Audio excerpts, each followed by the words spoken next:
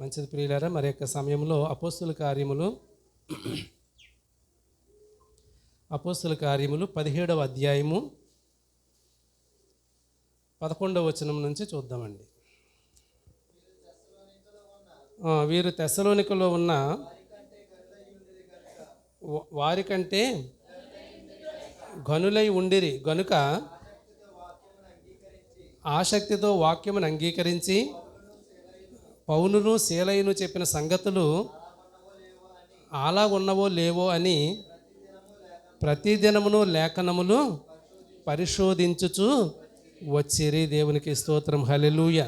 కాబట్టి ప్రియులారా, ఇక్కడ ఉన్నటువంటి విషయాన్ని గురించి మనం ఆలోచన చేస్తూ ఉన్నప్పుడు ఆయన ఇక్కడికి రాకముందు, అంటే ఎక్కడికి 10వ వచనం చూడండి, వెంటనే సహోదరులు రాత్రివేళ పౌలును శీలను బెరయకు పంపించిరి.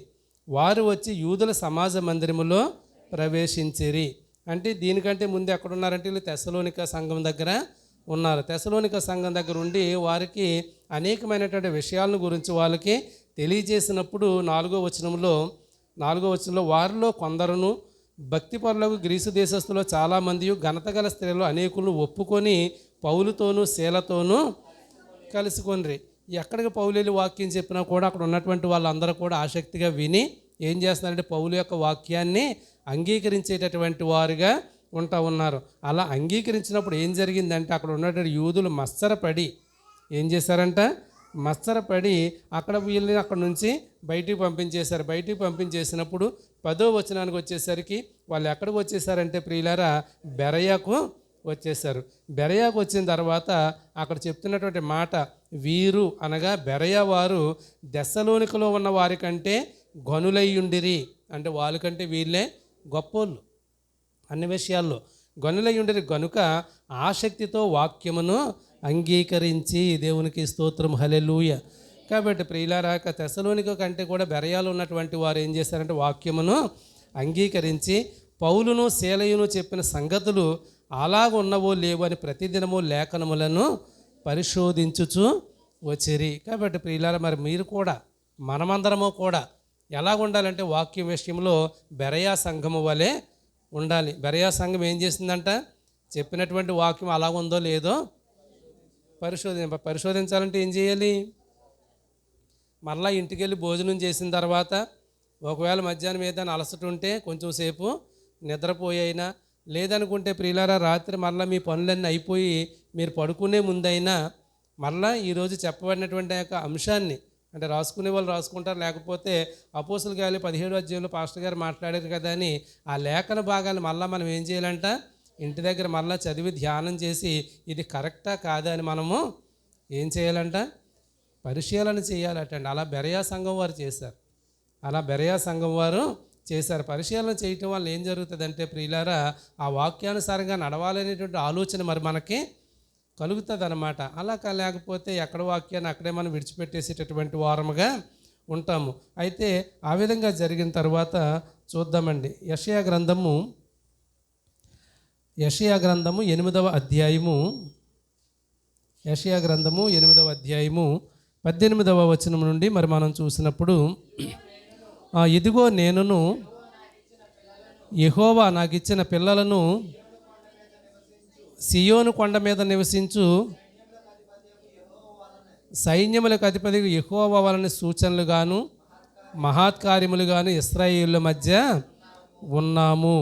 వారు మిమ్మును చూచి కర్ణపిశాచము గల వారి యొద్దకును కిచకిచలాడి గొనుగు మంత్రజ్ఞుల యొద్దకును వెళ్ళి విచారించుడని చెప్పినప్పుడు జనులు తమ దేవుని యొద్దనే విచారింపవద్దా? దేవునికి స్తోత్రం, హల్లెలూయా.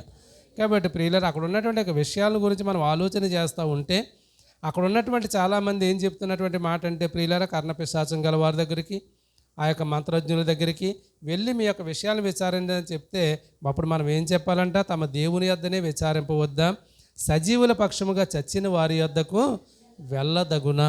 కాబట్టి మన సజీవుడైనటువంటి దేవుడిని ప్రియులారా మనం విశ్వసించినటువంటి వారముగా ఉన్నప్పుడు ఆ యొక్క పరిస్థితుల్లో ప్రియులారా మనం చచ్చినటువంటి వారి దగ్గరికి వెళ్ళి మనం విచారణ చేసేటటువంటి వారముగా ఉండకూడదు. ఇప్పుడు 20వ వచనం ప్రాముఖ్యమైనటువంటి వచనం, అది మీరు చదవండి. ధర్మశాస్త్రమును ప్రమాణ వాక్యమును విచారించుడి. దేవునికి స్తోత్రం, హల్లెలూయా. ఏం చేయాలంటే ధర్మశాస్త్రం అనగా దేవుని యొక్క ఆజ్ఞలు, ధర్మశాస్త్రమును ప్రమాణ వాక్యమును ఏం చేయాలి? విచారించాలి.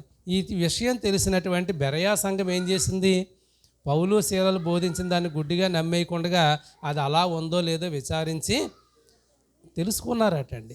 అది ఎప్పుడైతే ప్రియులారా నువ్వు కూడా అలా విచారించి తెలుసుకున్నావో అప్పుడు దేవుని దగ్గరికి తప్ప ఎటువంటి సమస్యలు వచ్చినాక వేరే ఆలోచన అనేటటువంటిది మన జీవితంలో మరి మనకి రాదు, రాకూడదు కూడా. కాబట్టి ప్రియులారా మరి ఎంత చెప్పినప్పటికీ కూడా ప్రియులారా ఇంకా చాలా ఇళ్ళ దగ్గర ఏదేదో ఏలాడుతానే ఉన్నాయి. అట్లా తీసేయవలసిన అవసరం ఎంతైనా ఉంది. అంటే తీసే అధికారం నీకు లేకపోవచ్చు, ఇల్లంతా నీది కాదు కాబట్టి ప్రియులారా నీ అన్నదమ్ములు ఒప్పుకోకపోవచ్చు, ఆడబడుచు ఒప్పుకోకపోవచ్చు, అత్తమామలు ఒప్పుకోకపోవచ్చు. ఇటువంటి వారి విషయంలో అయితే పర్వాలేదు, కానీ ఎవరు ఒప్పుకోకపోయినా పెత్తనం అంతా నీదైనా కూడా నువ్వు బూడిద గుమ్మడికాయ కట్టావంటే ఇంకేం చెప్పాలి మరి మేము? పెత్తనం అంతా నీదైనప్పుడు, ఇంట్లో అందరూ రక్షింపబడినప్పుడు కూడా నువ్వు అటువంటి విషయాన్ని చేయకూడదు కదా. ఎందుకు చేయకూడదంటే ప్రియులారు ఇక్కడ ఉన్నటువంటి మాట చూడండి. కర్ణపిశాచం గలవారిది కిచకిచల గొనుగు మంత్రజ్ఞులకు వెళ్ళి విచారించడని చెప్పినప్పుడు మా దేవుని దగ్గర తప్ప ఇంకెక్కడికి మేము వెళ్ళకూడదు కదని చెప్పాలటండి. చెప్పకపోతే ఇంకెందుకు మరి? అంత్యకాలంలో ఇప్పటికీ అంత భయంకరమైన పరిస్థితుల్లో చూస్తున్నారు కదండి. వచ్చే నెల చూడండి ఎలా భయంకరంగా ఉంటుందో వాతావరణం. దేవుడు స్వాధీనపరుచుకోవాలని మన ప్రార్థన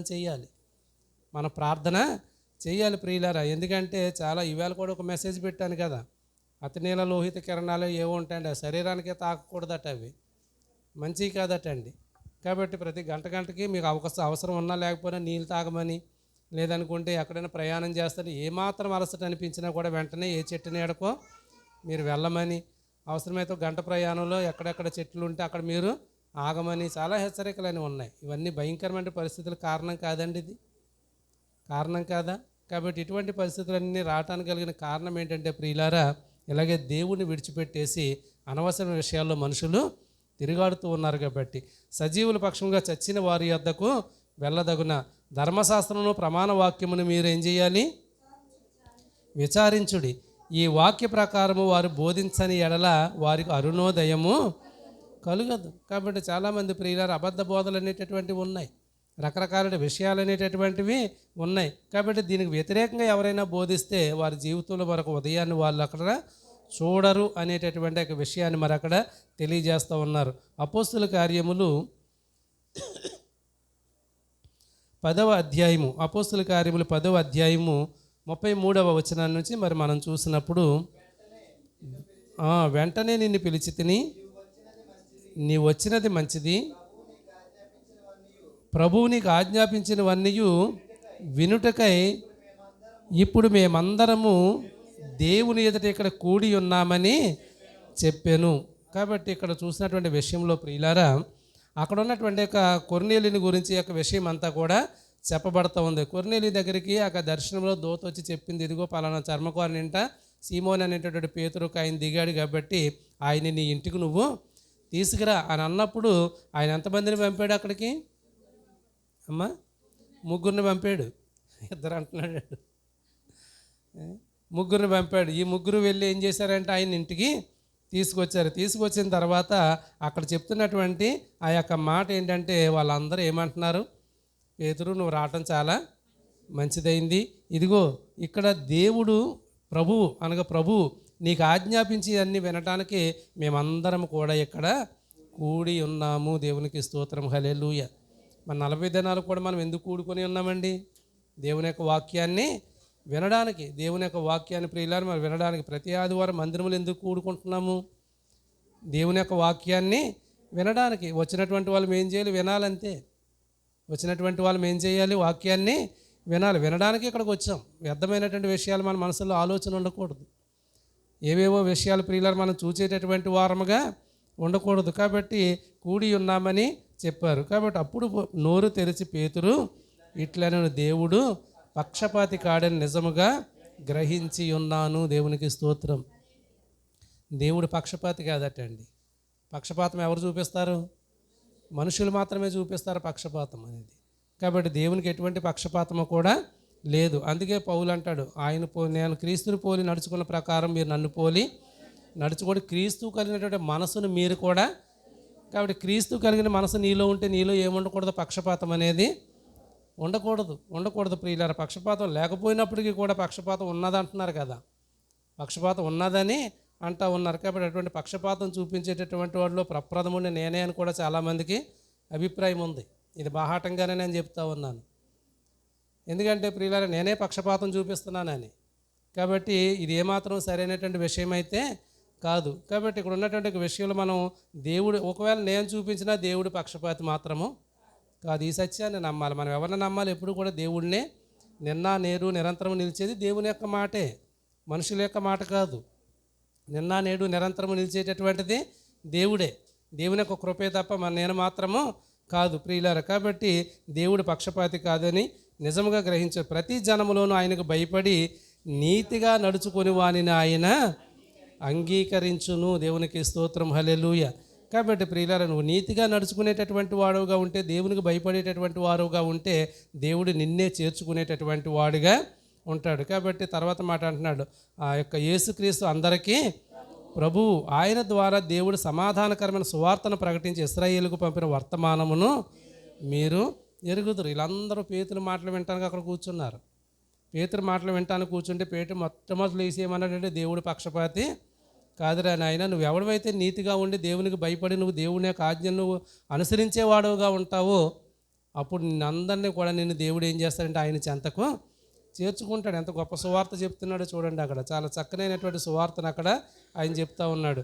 కాబట్టి ఇప్పుడు మళ్ళీ ఇక్కడ చూద్దాం. అక్కడ అపోస్తుల కార్యములు 17వ అధ్యాయము 12వ వచనం చూడండి. అందుచేత వారిలో అనేకులను ఘనత గల గ్రీసు దేశస్థులైన స్త్రీలలోనూ పురుషులలోనూ చాలామంది విశ్వసించారట.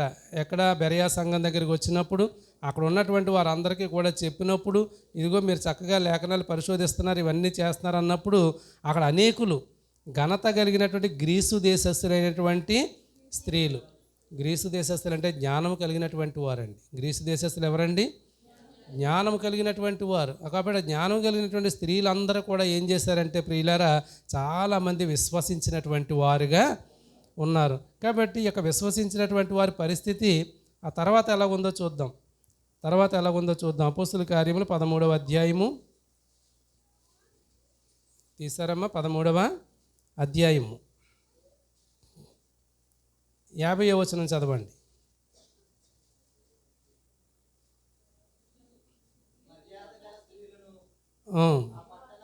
లేదా ఇంకా పైనుంచి అది ప్రభువాక్యము ఆ ప్రదేశమంది అంతటా వ్యాపించాను. కానీ యూదులు భక్తి మర్యాదలు గల స్త్రీలను, ఆ పట్టణపు ప్రముఖులను రేపి పౌలునకును బర్నబాకును హింస కలుగజేసి వారిని ఆ ప్రాంతముల నుండి వెళ్ళగొట్టిరి. దేవునికి స్తోత్రం, హల్లెలూయా. ఈ యొక్క 10వ అధ్యాయంలో లేదు 17వ అధ్యాయంలో 12వ వచనం చదివేసరికి అక్కడ చాలామంది జ్ఞానము కలిగినటువంటి స్త్రీలందరూ కూడా పౌలు మాటలు విని ఏం చేశారంట? విశ్వసించారు. ఇక్కడ ఈ 13వ అధ్యాయంలో మనం చూస్తే భక్తి మర్యాదలు కలిగినటువంటి స్త్రీలనే రేపారంటండి. అక్కడ మళ్ళీ తిరుగుబాటు చేసిన స్త్రీలు ఎవరు? భక్తి లేని వాళ్ళండి. చాలా జాగ్రత్తగా వినండి, చాలా జాగ్రత్త. యూదులు భక్తి మర్యాదలు గల స్త్రీలను, ఆ పట్టణ ప్రముఖులను రేపి పౌలుకు బర్నబాకు హింస కలుగజేశారట అండి. కాబట్టి ప్రియులారా, తాను నిలుచున్నానన్నటువంటి వాడు పడిపోకుండా జాగ్రత్త పడమని అందుకే చెప్పాడు పౌలు. తాను నిలుచున్నానని తలంచువాడు ఏం చేయాలంటే పడిపోకుండా జాగ్రత్త పడాలి. నీ భక్తి జీవితం, నీ విశ్వాస జీవితం నుంచి నిన్ను పడవేయడానికి ప్రియులారా అక్కడ ఉన్నటువంటి యొక్క యూదులు లాంటి సాతాను ఈ దినాన్ని కూడా ఉంటారు. మరి పడిపోయినటువంటి వాళ్ళు ఎవరు? ఇప్పుడు భక్తి లేని స్త్రీలా? సంఘానికి రానటువంటి స్త్రీలా? ప్రార్థన తెలియనటువంటి వారా? లేదా ప్రవచించడం తెలియనటువంటి వారా? వాక్యం తెలియనటువంటి వారా? కాబట్టి వీళ్ళందరూ కూడా భక్తి కలిగినటువంటి వారట. ఇంకొకటి ఏమన్నాడు? అమ్మ పిల్లల్ని వదిలిపెట్టేసి చాలా జాగ్రత్తగా వాక్యం వినండి. ఈవేళ వాక్యాన్ని యూట్యూబ్లో పెట్టొద్దని పెట్టినా పర్వాలేదు, చాలా జాగ్రత్తగా వినండి. ఆ పిల్లల్ని అలాగ ఆడుకోనివ్వండి. ఇప్పుడు పడిపోయిన స్త్రీలు ఎవరు? మర్యాద కలిగిన స్త్రీలు, భక్తి కలిగిన స్త్రీలే. రోడ్లంపట తిరిగే వాళ్ళు కాదు. పౌలు మాటల మీద రక్షణ పొందినటువంటి వాళ్ళు, పౌలు మాటల మీద విశ్వసించినటువంటి వాళ్ళే పౌలు మీద తిరుగుబాటు చేశారు. తిరుగుబాటు చేయడానికి కలిగినటువంటి కారణం ఏంటంటే ప్రియులారు, ఎవడో ఒకడు వచ్చి రేపాడు వీళ్ళని. ఎవడో ఒకడు వచ్చి రేపాడు ప్రియులారు. మరి ఎవడో ఒకడు వచ్చి రేపితే మనం రెచ్చిపోవచ్చా అమ్మా? అది సరైన విధానము కాదు. అది స్త్రీలైనా పురుషులైనా ఎవరైనప్పటికీ కూడా, సంఘము యవనస్తులైనప్పటికీ కూడా చాలా జాగ్రత్తగా ప్రియులారా మనం పట్టుకున్నటువంటి వాక్యాన్ని మనం ఎప్పుడు కూడా స్థిరంగా పట్టుకునేటటువంటి వారముగా ఉండాలి. ఆయన నీకు ఇచ్చినటువంటి రాజదండాన్ని విడిచిపెట్టకూడదు కదా. నువ్వు పొందినటువంటి రక్షణ నువ్వు గట్టిగా పట్టుకోమంటాడు దేవుడు. కాబట్టి ప్రియులారా మనం ఆ యొక్క విషయాల్ని చాలా జాగ్రత్తగా మరి మనము ఆలోచన చేసుకోవాల్సినటువంటి వారమై ఉంటా ఉన్నాం. అక్కడ అన్యజనులు ఆ మాట విని సంతోషించి దేవుని వాక్యాన్ని మహిమపరిచి మరియు నిత్య జీవనకు నిర్ణయింపబడిన వారందరూ విశ్వసించారు. ప్రభువు వాక్యం ఆ ప్రదేశం అంతటా వ్యాపించింది. అంటే ఏమవుతుంది? డెవలప్ అయిపోతుంది. ఏం డెవలప్ అవుతుంది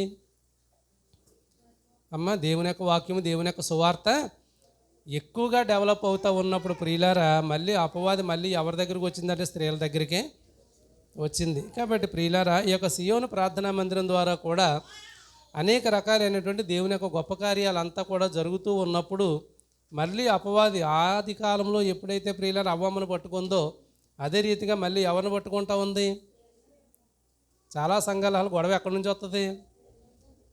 చాలా సంఘాల్లో పెద్దల దగ్గర నుంచి వస్తుంది. ఆ పెద్దల దగ్గర నుంచి వస్తుంది. మాకు ఆ అధికారం ఇవ్వలేదు, ఈ అధికారం ఇవ్వలేదని. కానీ ఎక్కడెక్కడి నుంచి వస్తుంది? ఎందుకనంటే ప్రియులారా అపవాది ఎవరో ఒకరిని రేపుతుందటండి. ఆ విషయంలో ప్రియులారా మనం బహు జాగ్రత్త కలిగినటువంటి వారముగా ఉండవలసినటువంటి వారమై ఉన్నాం. యాకోబు పత్రిక మొదటి అధ్యాయము 21-22 వచనాలు. అందుచేత సమస్త కల్మషమును వెర్రవీగుచున్న దుష్టత్వమును మాని లోపల నాటబడి మీ ఆత్మను రక్షించుడు శక్తిగల వాక్యమును సాత్వికముతో అంగీకరించండి. అంగీకరించాలంటే ఏం చేయాలంటే ప్రియులారా విన్నటువంటి బోధ అలా ఉందో లేదో మరి మనము పరిశోధన చేసుకునేటటువంటి వారముగా ఉండాలి. మీరు వినువారు మాత్రమై ఉండి మిమ్ముని మీరు మోసపుచ్చుకొనకుండా దేవునికి స్తోత్రం, హల్లెలూయ. ఇప్పుడు ఎవరు మోసపుచ్చుతున్నారు? మనల్ని మనమే మోసపుచ్చుకుంటా ఉన్నాం. ఏ రకంగా? వినేసి విడిచిపెట్టేస్తే మనల్ని మనమే మోసపుచ్చుకోకుండా మీరు వాక్య ప్రకారం ప్రవర్తించు వారినై ఉండడి. కాబట్టి మరి వాక్యం ఏం చెప్పింది? నువ్వు సహనం కలిగి ఉండమన్నది. వాక్యం ఏం చెప్పింది? నువ్వు నిరీక్షణ కలిగి ఉండమన్నది. వాక్యం ఏం చెప్పిందంటే ప్రియులారా నీ శక్తి వంచన లేకుండా నీ పని అంతా నువ్వు చేయమని అన్నది. మరి జరుగుతుందా ఇది? అమ్మే జరుగుతుందా? ఎందుకు జరగట్లేదు? ఎందుకు జరగట్లేదండి? అనేక రకాలైనటువంటి కారణాలు ఎవరికాలే సృష్టించుకొని ప్రియులారా ఇది సరైనటువంటి విధానం ఏమాత్రమో కూడా కాదు. ఎవరికి ఉండేటటువంటి నిర్ణయాలు వారు తీసేసుకోకూడదు కదా. ఎవరికి ఉండేటటువంటి నిర్ణయాలు వారు అసలు దేవుని కొరకు నువ్వేం సంకల్పం పొందుకున్నావు, రక్షణ పొందుకున్నావు, నువ్వేం తీర్మానాన్ని పొందుకున్నావు. కాబట్టి వినేసి విడిచిపెట్టేసేటటువంటి వారంగా కాకుండా వాక్యాన్ని మనం ఏం చేయాలంటే ప్రియులారా ధ్యానం చేసుకునేటటువంటి వారముగా ఉండాలి. మానేయడానికి కలిగినటువంటి కారణాలు ఏంటంటే అనేక రకాల కారణాలు చెప్తూ ఉంటాం. కాబట్టి ప్రియులారా ఇందులో ఒక చిన్న ఉదాహరణ చెప్తాను. మీరు చక్కగా తయారయ్యి ఏదైనా పెళ్ళికి వెళ్ళారనుకోండి, మీరంటే ఇష్టం ఉన్నటువంటి వారు భలే తయారయ్యావు, చక్కగా చీర కట్టుకున్నావు, చక్కగా నగలేసుకున్నావు అన్నారు. బాగానే ఉంది, సంతోషించావు. ఒకవేళ ఎవరైనా కొంచెం అసూయ కలిగినటువంటి వారు ఏ పక్క వాళ్ళ దగ్గర లేకపోతే మీరు ఎక్కడో వింటున్నట్టుగా సింగారించుకుని తయారైపోతుంది అన్నారనుకోండి, ఆ మాట నువ్వు వినగానే నీకు బాధ కలుగుతుంది. అమ్మ బాధ కలుగుతుంది. వినండి, పిల్లల్ని అసలు చూడకండి. నీకు బాధ కలిగినప్పుడు ఇంకో పెళ్ళికి వెళ్ళినప్పుడు పిచ్చిదాళ్ళకి వెళ్ళిపోతావా? మళ్ళీ తయారై వెళ్తావా? మరి దేవుని పని కూడా అంతే కదా. ప్రియులారా ఆ విషయంలో చాలా జాగ్రత్త కలిగి ఉండాలి. చాలా జాగ్రత్త కలిగి ఉండాలి. కడాల చర్చిలో ఏం జరిగిందో మా పాస్టర్ గారికి నేను చెప్పాను. అక్కడ అలా చాలా ఎదుర్కొన్న యవన ప్రాయంలో మేము ఉన్నప్పుడు ఎప్పుడూ కూడా ప్రియులారా విడిచిపెట్టేసినటువంటి వారముగా లేము. కాకినాడలో మేము వాల్ పోస్టులు అంటే పోలీస్ స్టేషన్కి తీసుకెళ్ళారు నన్ను, ప్రేమానందాన్ని, ఉదయ్ కుమార్. నేను అడగను, ఉదయ్ కుమార్ అంటే పాటలు పాడతాడు కదా పొన్నమండలో, ఉదయకుమార్, మేము ముగ్గురం ఐటీఐ చదివేవాళ్ళం. అర్ధరాత్రి మేము వాల్ పోస్టులు అంటిస్తూ ఉంటే అప్పుడు కూడా వ్యతిరేకత ఉంది. వీళ్ళు ఎక్కడి నుంచి వచ్చి చేస్తున్నారా బాబు ఇక్కడ అని చెప్పేసి. కాబట్టి వీళ్ళు ఎక్కడో కోనసీమ నుంచి వచ్చి అక్కడ ఎవరో సుందరరావు గారి చర్చలు వీళ్ళు చేస్తున్నారంటే అని ఇవన్నీ తెలుసుకున్న తర్వాత షాజన్ గారి ద్వారా మళ్ళీ మేము బయటికి రావటం జరిగింది. ఎన్నో ఉంటాయి దేవుని యొక్క సేవ అంటే ఎన్నో రకాలైన విషయాలు ఉంటాయి ప్రియులారా. వీటన్నిటినీ కూడా మనం పక్కన పెడితేనే దేవుల్లో మనం ఉండేటటువంటి వారముగా ఉంటాం. దేవుడు నిన్ను నన్ను ఏర్పాటు చేసుకున్నాడు. ధన్యత దేవుడు ప్రతి ఒక్కరికి ఇవ్వలేదు. ఇచ్చినటువంటి ధన్యతను అనవసరమైన విషయాలు నువ్వెందుకు పాడు చేసుకుంటావు? ఇచ్చినటువంటి ధన్యతను నువ్వెందుకు పాడు చేసుకుంటావు? కాబట్టి ప్రియులారా, పాడు చేసుకోకూడదు. ఎందుకంటే లోకంలో అనేకమైనటువంటి విషయాలు ఉంటాయి. పౌలుని ఎంతమంది నిందించారు? వదిలిపెట్టి వెళ్ళిపోయాడా? ఎందుకు వచ్చిందిరా బాబు అని మళ్ళీ వెళ్ళిపోయి సైన్యాధికారిగా జాయిన్ అయిపోయాడు ఆయన. నీకు అప్పగించబడినటువంటి పరిచర్య అది చిన్నదైనప్పటికీ కూడా నువ్వు జాగ్రత్తగా దాన్ని నువ్వు చేసుకున్నంతకాలం నీ కుటుంబాలు ఆశీర్వదించబడలేదా? నువ్వు చేసుకున్నంతకాలం నీ బిడ్డలు ఆశీర్వదించబడలేదా? ఏమి లోటు వచ్చిందని చెప్పేసి. కాబట్టి ప్రియులారా, ఈ యొక్క విషయాలన్నీ కూడా మీరు జ్ఞాపకం చేసుకోవాలి, చాలా ఎక్కువగా జ్ఞాపకం చేసుకోవాలి. ఏ విషయమైనప్పటికీ కూడా. అంటే నేను చాలాసార్లు చెప్తూ ఉంటాను, ఒకవేళ మీకు ఏదన్నా బాధ కలిగితే, మీకు ఏదన్నా ఇబ్బందులు అయితే మీరు మానేసినప్పటికీ కూడా ఈ పని అయితే మాత్రము ఆగదు. ఉదాహరణకు నిన్న జరిగిన కార్యక్రమం అలా జరుగుతుంటే పాస్టర్ గారు గింజేసుకున్నారు. 4 సార్లు కిందకి పిలిచి నన్ను, వాళ్ళని వీళ్ళని ఫోన్ చేయి అని.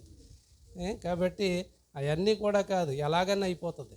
దేవుని పని ఎలాగైనా అయిపోతుంది ప్రియులారా. కాబట్టి ఎందుకు అయిపోతుంది అంటే, ఏ మనిషి కూడా నా నిప్పు నా కోడి లేకపోతే తెల్లారదు అనుకున్నదంట ఒక ఆవిడ. ఏమనుకున్నది? ఎందుకంటే నా కోడి కూస్తేనే లెగుతున్నారు, నేను నిప్పిస్తేనే పొయ్యి వెలిగించుకుంటున్నారని.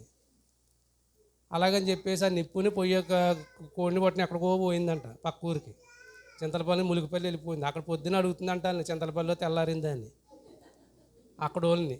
అంటే నా కోడిని తెచ్చేసిన ఊర్లో ఎవడో లెగిసి ఉండడం, నా నిప్పు పట్టుకొచ్చేసిన ఎవడో పొయ్యి వెలిగించుకుని ఉండడని. కాబట్టి ఇది సరైన విధానం ఏమాత్రమో కూడా కాదు. కాబట్టి ప్రియులారా, ఇక్కడ మీరు వినువారు మాత్రమై ఉండి మిమ్మల్ని మీరు మోసపుచ్చుకోకండి. అపవాది చాలా యుక్తి కలిగినటువంటిది. చాలా యుక్తి కలిగినటువంటిది. కాబట్టి ప్రియులారా, అందుకే మరి కొన్ని రకాలైనటువంటి ఇబ్బందులు, కొన్ని రకాలైనటువంటి యొక్క బాధలు, కొన్ని రకాలైన మనస్పర్ధలు అవి ఇంకా ఎక్కువైపోకూడదని ప్రియులారా, కొంతకాలము మళ్ళీ పిల్లల చేత మళ్ళీ యొక్క పనులు చేయించాలని నిర్ణయమే తప్ప ఇంకెవరి మీద ఎటువంటి కోపము, ద్వేషము లేదంటే పక్షపాతం అనేటటువంటిది అయితే లేదు. ఎందుకంటే చాలా జాగ్రత్త కలిగినటువంటి వారుగా మనం ఉండాలి. 25వ వచనం చూడండి. అయితే స్వాతంత్రం ఇచ్చే సంపూర్ణమైన నియమములో తేరి చూచి నిలకడగా ఉండువాడెవడో వాడు విని మరచువాడు కాక క్రియను చేయువాడుండి తన క్రియలలో ధన్యుడు. ఏంటి క్రియ అంటే ఏంటి? పని. క్రియలు అంటే ఏంటండి? పని. కాబట్టి ప్రియులారా, మరి పని చేసేటటువంటి విషయంలో ఎప్పుడూ చెప్తాం. ఆ 2 మామిడి చెట్లు ఉన్నాయి, ఒకటి కాయలేదు ఒకటి కాసింది. రాళ్ళు దేని మీద వేస్తారు? మరి నువ్వు పని చేస్తున్నావు కాబట్టి నీ మీదే రాళ్ళు పడినప్పుడు నువ్వు ఎందుకు మానేయాలి దేవుడి పని? నువ్వెందుకు తీసేసుకోవాలి నిర్ణయాలు నీ ఇష్టం వచ్చినట్టు? తీసుకోవటం కరెక్టా అండి? సరైనటువంటి విధానం ఏమాత్రమో కూడా కాదు. అది స్త్రీలైనా, యవనస్తులైనా, పెద్దలైనా ఎవరైనప్పటికీ కూడా ప్రియులారా, ఇక్కడ ఉండేటటువంటి ఆ యొక్క విషయం. కాబట్టి నీకు స్వాతంత్రం ఇచ్చినటువంటి వాడు తేరి చూసి నిలకడగా ఉండువాడెవడో వాడు విని మరుచువాడు కాకుండా ఉంటాడు. ఆ నిలకడ నీలో ఉండాలి. ఆ నిలకడ అనేటటువంటిది నీలో ఎప్పుడూ కూడా ఉండాలి ప్రియులారా. ఆ యొక్క సామెతల గ్రంథము 15వ అధ్యాయము, సామెతల గ్రంథము 15వ అధ్యాయం 18వ వచనం. కోపోద్రేకియొగవాడు కలహము రేపును, దీర్ఘశాంతుడు వివాదమును అణచివేయును. అదే సామెత 28, 25 కూడా చూడండి. గర్విష్ఠుల ఇల్లు యెహోవా పెరికివేయును. అది కాదు. సామెతలు 28, 25.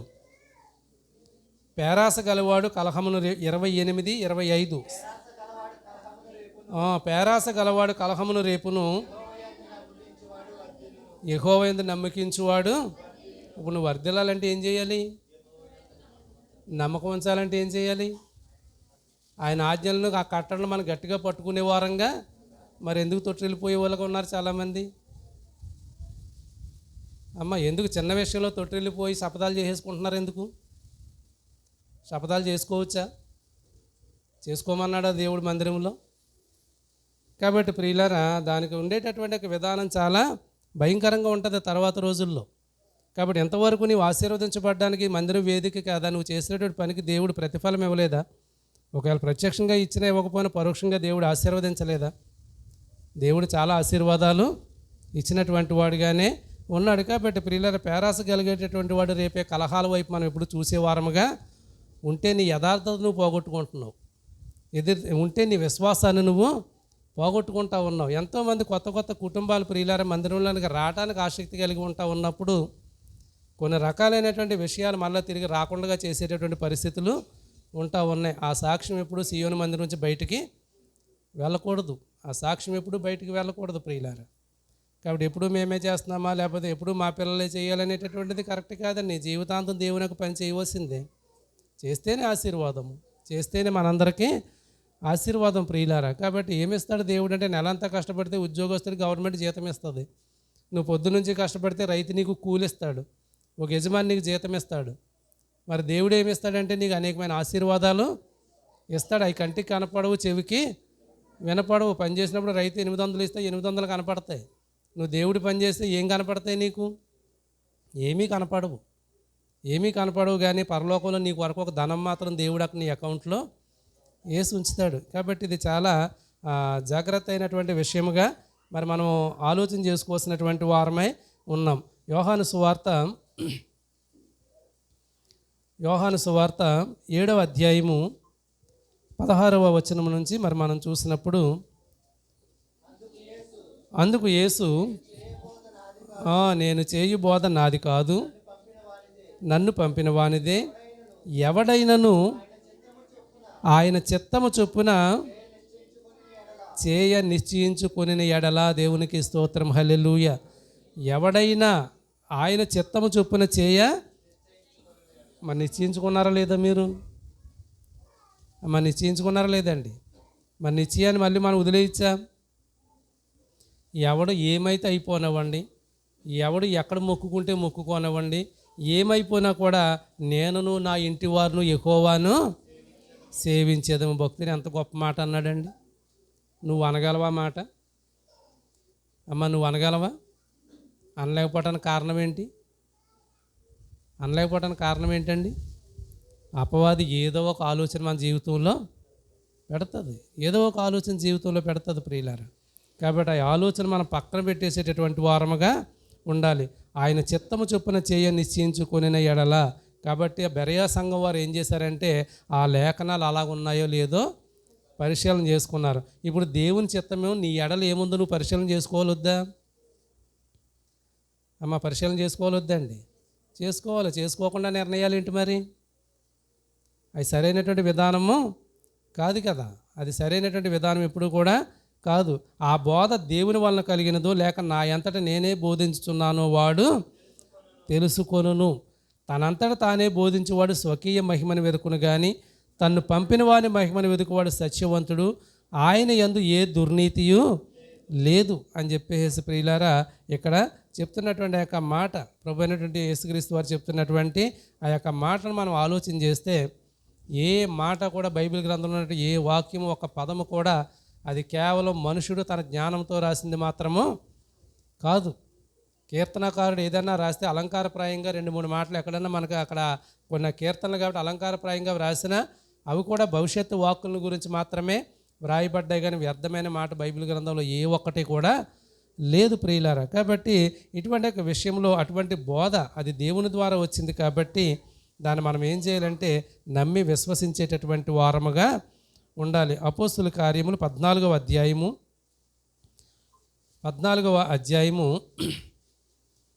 2వ వచనం చూడండి. అయితే అవిధేయులైన యూదులు అన్యజనులను పురికొలిపి వారి మనస్సుల్లో సహోదరుల మీద పగ పుట్టించారటండి. కాబట్టి ప్రియులు ఎవరు పుట్టింతారు పగలు? అవిధేయులైనటువంటి వారు. కాబట్టి వాళ్ళు అన్యులే కాకపోవచ్చు, వాళ్ళు దేవుణ్ణి నమ్ముకున్నటువంటి వారు కూడా కావచ్చు. కాబట్టి ప్రియులారా, మన యొక్క మనసుల్లో ఏం చేస్తారంటే విరోధ భావాన్ని కలుగజేస్తూ ఉంటారు. ఇప్పుడు కొంచెం మంది గల్ఫ్లో ఉన్నటువంటి గ్రూప్లో కూడా నెట్వర్క్ చేస్తున్నారు. ఇప్పుడు ఇంత ప్రసంగం ఎందుకు చేస్తున్నానంటే అందుకే చేస్తున్నాను. నన్ను ఈ మెసేజ్ అంతా గల్ఫ్ గ్రూప్లో పెట్టు, ఎక్కడ పెట్టినా పెట్టకపోయినా. ఎందుకు పెడతా ఉన్నానంటే ప్రియులారా, అక్కడ కూడా ఒక నెట్వర్క్ అనేది జరిగిపోతూ ఉంది. మీరెంత ఎందుకు ఇస్తున్నారు, నీకు నీ మీటింగ్ పెట్టుకున్నావు కదా, మళ్ళీ ఈస్టర్కి ఎందుకు పెడతావు? మీటింగ్ అనేటటువంటిది ఇంట్లో జరిగిన కార్యక్రమం. అది నువ్వు మిక్చర్ పెడితే మిక్చరే తింటాము, లేకపోతే టీ ఇస్తే టీయే తాగుతావు. నువ్వు ఎంత ఖర్చు పెట్టి అంత ఖర్చు, అది నీ పని, అది అక్కడ నీ ఇంటి దగ్గర. మళ్ళీ ఈస్టర్ అనేటటువంటిది వేరు, దీని విధానము వేరు. ఇది నువ్వు సంఘం అందరికీ పెడుతున్నావు ఇక్కడ. కాబట్టి ఈ యొక్క నెట్వర్క్ కూడా జరిగేటటువంటి పరిస్థితి ఉంటా ఉంది. ఎందుకు వచ్చినాయి ఈ అనవసరమైనటువంటి డిస్కషన్స్ అన్నీ? ఇవన్నీ కూడా ఏమాత్రమూ సరైనటువంటివి కాదు. అందుకే నేను గ్రూప్లో ఆ ఈస్టర్ స్టార్ట్ అవ్వకముందే పెట్టాను, మీరు ఎవరైనా ఏదైనా చేయాలనుకుంటే అది నాతో మాత్రమే ఆలోచించండి. మీరు ఏదైనా పంపాలనుకుంటే ఈ 3 నెంబర్లకే పంపడానికి గ్రూపులో పెట్టాను, లేదా గల్ఫ్ గ్రూప్లో పాస్టర్ గారి నెంబరు, నా నెంబరు, నా అకౌంట్ నెంబర్. ఎందుకు పెట్టవలసి వచ్చింది? ఎప్పుడేం పెట్టాను అలాగా? ఎందుకంటే దీని వెనక కూడా అనేక రకాలైనటువంటి విషయాలు జరుగుతూ ఉన్నాయి. ఇది ఇటువంటివే. అవిధేయులైనటువంటి వారు ఏం చేస్తారంటే వారి మనసుల్లో ప్రియులారా ఒక విషబీజం అనేటటువంటి దాన్ని చేస్తూ ఉన్నారు. అదేమైపోతుందంటే కొద్ది రోజులు మహావృక్షం అయిపోతుంది. అదేమైపోద్ది? మహావృక్షం. మరి అటువంటి అవిధేయుల యొక్క మాటలకు మీరు సపోర్ట్ చేయొచ్చా?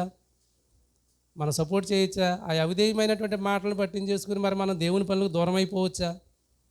మన తీర్మానాలు తీసేసుకోవచ్చా? కరెక్ట్ కాదు కదా. అది ఏమాత్రమూ కూడా సరైనటువంటి విధానము కాదు. కాబట్టి ప్రియులారా, ఆ యొక్క భేదములు, ఆ పట్టణము జనసమూహంలో భేదములు పుట్టగా కొందరు యూదుల పక్షముగాను, కొందరు అపోస్తుల పక్షముగాను ఉన్నారటండి. ఎంత సమస్య వచ్చేసిందో చూడండి. 4వ వచనానికి వచ్చేసరికి ఎంత సమస్య వచ్చేసిందంటే, భేదములు పుట్టించేసినప్పుడు ఏమైపోయారంటే కొందరేమో ఒక పార్టీ అయిపోయారంటే కొందరు వేరే పార్టీ అయిపోయారంటే. మరి అలాగ అయిపోవచ్చా? ఇవన్నీ రావటానికి కలిగిన కారణం ఏంటి? అసలు వాక్యం అంటే ఏంటో విన్నా కూడా విడిచిపెట్టేయటం. అనవసరమైన ముసలమ్మ ముచ్చట్లు. ఓ పిల్లోడేమో ఏదో పలహారం పంపుతుంటే వాడిని ఏదో అన్నారంటే ఆడి మనసుకి ఏం బాధ కలిగిందో చర్చికి రావటం మానేసాడు. మళ్ళీ వాడిని ఏదో రిక్వెస్ట్ చేసాం, మళ్ళీ ఏదో పిల్లోడు ఏదో పంచాడు, ఆడికి తెలిసి పంచాడో తెలియక పంచాడో ఏదో పంచాడు. అదే పవన్ గారు తిడితే ఏమనుకోరు, నేను తిడితే ఏమనుకోరు, పిల్లలైనా ఎవరైనా. అందరూ తిట్టేస్తే ఆడేమైపోతాడు? కొర్నెల్లి గారిని కూడా తిడతారు పంచితే, ఆయన కూడా. కాబట్టి ఇటువంటి విషయాలు అన్నీ చిన్న చిన్న విషయాలు అవి చిలికి గాలివాన అయినాయి. ఇప్పుడు అవి చిలికి గాలివాన అయినాయి. కాబట్టి ప్రియులారా, ఇంకా గాలివాన తుఫాన్ని ఎవరు ఆపాలి? దేవుడే ఆపాలి. తుఫాను వచ్చినప్పుడు శిష్యులు ఏం చేశారు? ప్రభువా, మేము నాశనం అయిపోతుంటే నీకు చింత లేదా అని. ఇప్పుడు అదే ప్రార్థన నేను కూడా. ఈ తుఫాను ప్రారంభమైనవి మళ్ళీ చాలా సంవత్సరాల తర్వాత సంఘంలో. కాబట్టి మరి సియోను కొంచెం వెనకబడిపోతుంటే నీకు చింత లేదా ప్రభు అని ప్రార్థన చేస్తే దేవుడు కొన్ని ఆలోచనలు నాకు ఇస్తాడు. కాబట్టి ఇచ్చిన దాన్ని బట్టి నేను నడుపుకుని వెళ్ళవలసినటువంటి వాడినై ఉన్నానన్నమాట. ఇది చాలా ప్రాముఖ్యమైనటువంటి విషయం. వెంటనే భేదాలు ఎలాగైపోయినాయో చూసారండి. వారి మనసులో అటువంటి విషయాలు చెప్పినప్పుడు భేదం అనేటటువంటిది వచ్చేస్తుంది. ప్రియులారా, కుటుంబ యజమాని తండ్రి చనిపోయిన తర్వాత అన్నదమ్ములిద్దరు అనుకుంటారు, ఇది సౌండ్, అన్నదమ్ములిద్దరూ వాళ్ళు సఖ్యంగానే ఉంటారు. మధ్యలో ఆడపడుచు వస్తుంది, ఆమె కూడా సఖ్యంగానే ఉంటుంది. సఖ్యంగానే ఉండి సర్లే నాన్న ఎలాగ ఏదో చేశాడు కదా, ఆ బంగారం ఏమో పిల్లకి ఇచ్చేయండి, ఈ భూమిలో మన ఇద్దరం పంచుకుందాంరా, పాపం వీళ్ళు ముగ్గురు భోజనం చేస్తా తండ్రి గురించి బాధపడతా వీళ్ళు వింటారు. ఆ మరుసటి రోజు కాగితం రాయించడానికి ఎవడో వీళ్ళు మధ్యవర్తి రోజులు అయితే ఎవడొకటితో ఆలోచిస్తారు. కుటుంబంలో ఆడి పెద్దోడు ఉన్నాడు కదా అని అడగకపోతే బాగోదు, ఆడు ఏమనుకుంటాడు, పెదనాన్నకి కాకే మామయ్యకి కాకే ఆడొచ్చి పుల్లెడతాడు. ఆడొచ్చి ఏం చేస్తాడంటే, ఎందుకు ఇవ్వాలరా ఆడపడుచుగా బంగారము, మీ ఆవిడ చేసిందా పిల్ల చేసిందా, అవి ఉంటే వీళ్ళకి ఇచ్చి, అవే భేదాలు అన్నమాట. ఇదే అపవాది. అది కుటుంబంలోనైనా సంఘంలోనైనా చాలా జాగ్రత్త కలిగి వారుగా ఉండాలి. ఉండగానే ఏమైపోయిందంటే 2 రకాలు అయిపోయినాయి. వెంటనే మరుసటి రోజు టిఫిన్ ఎడితే ఆడపడుచు ప్లేట్ కట్టేసి వెళ్ళిపోద్ది. ఆ రోజు రాత్రి భోజనం చేసి ఆడపడుచు మరుసటి రోజు ఇదిగో టిఫిన్ అంటే ప్లేట్ అలా కట్టేసి ఆవిడ వెళ్ళిపోద్ది, నా వద్దు నేను ఏదో చేసుకుంటానని. కాబట్టి ఇవన్నీ కూడా మనం ఆలోచన చేస్తూ ఉంటే ఏ? కాబట్టి మరియు అన్యజనులను యూదులను తమ అధికారులతో కలిసి వారి మీద పడి వారిని అవమానపరిచి రాళ్ళు రువ్వి చంపవలనని. చూసారండి, ఈ కపట మాటలు చంపుకుని వరకు వెళ్ళిపోయి. ఎక్కడి వరకు వెళ్ళిపోయి? చంపుకుని వరకు వెళ్ళిపోయి. ఈవేళ ఒక ఆమె భర్తను చంపేసింది. ఎందుకు చంపేసిందంటే ప్రియులు నల్లగా ఉన్నాడని చంపేసిందండి. చూసారా యూట్యూబ్లో? మరి పెళ్ళి చేసినప్పుడు కనుక ఆడికి ఏమైనా మేకప్ వేసారేమో మరి. సరే మరి, సరే, ఈ మాట అనకుండా మా పాస్టమ్ గారు వెళ్ళిపోరు.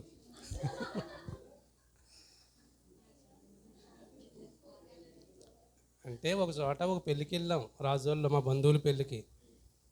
ఈ అబ్బాయి అమెరికాలో ఉంటాడు, మంచి సంబంధమే. ఆ పాపను చూసాం మేము, చాలా బాగుంది. మళ్ళీ ఆ అమ్మాయిని పంపించే రోజు పంపించడమా, అత్తవారింటికి పంపుతారు కదా, ఆ పంపించిన రోజున కూడా మళ్ళీ వెళ్ళాం. వెళ్ళేసరికి అలా పెళ్లి కూతురు గుర్తుపట్టలేకపోయాం మేము. అంటే పెళ్ళికి అంత మేకప్ ఉంది. వెళ్ళేసరికి అలా పెళ్లి కూతురేది అనుకుంటున్నాం మేము. ఆ పిల్లే పెళ్లి కూతురు, కానీ ఎంత నల్లగానే ఉంది. కొన్ని విగ్ అంటే మార్చవచ్చు, కానీ మొఖాలు కూడా మార్చేస్తే ఎలాగండి బాబు? ఇలాంటి పరిస్థితులు ఉన్నాయి, అందుకు చంపేస్తుందేమో. సర్లేండి, ఇటువంటివన్నీ కూడా అంటే చంపుకోవటం గురించి మాట్లాడుతున్నాను ఇక్కడ. ఎందుకంటే మెసేజ్ అంతా చాలా సీరియస్గా వెళ్ళిపోతుంది కదా. కాబట్టి ఈ యొక్క సహోదరుల మీద ఎప్పుడైతే పగ పుట్టించారో వాళ్ళు రెండు రకాలుగా విడిపోయారు.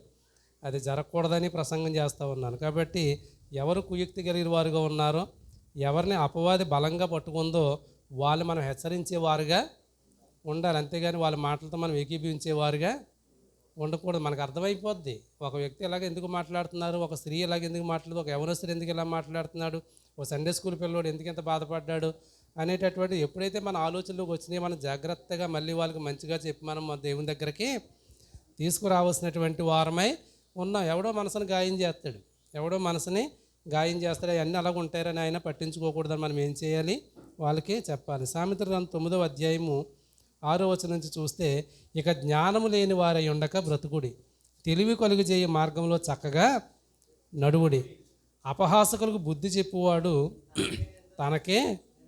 కాబట్టి అపహాస్యం చేసేవాడు బుద్ధి చెప్పమన్నాను కదా, చెప్తే ఏమవుతుంది, మళ్ళీ మనకే నింద, మళ్ళీ మనల్నే తిడతాడు. అయినప్పటికీ కూడా మనం ఏం చేయాలి, వాడికి బుద్ధి చెప్పాలి.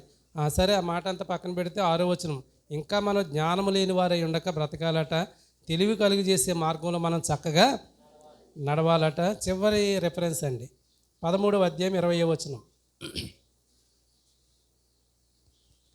జ్ఞానుల సహవాసము చేయువాడు జ్ఞానము గలవాడగును, మూర్ఖుల సహవాసము చేయువాడు చెడిపోవును. దేవునికి స్తోత్రం, హల్లెలూయా.